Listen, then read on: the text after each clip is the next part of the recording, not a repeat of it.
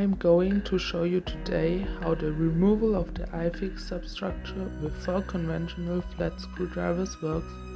My recommendation for this is to use thin screwdrivers. I am going to show the removal at the higher connecting piece of the iFIX substructure, but at the lower one it is the same procedure.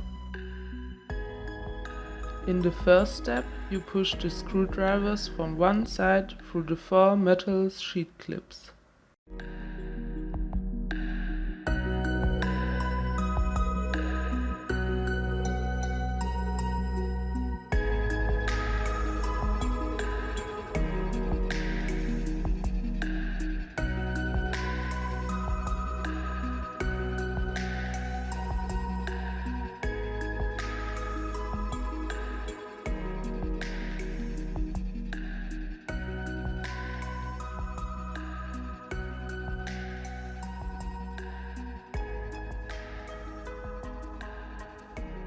When all 4 screwdrivers are on the clips, you can get apart the 2 iFIX components easily.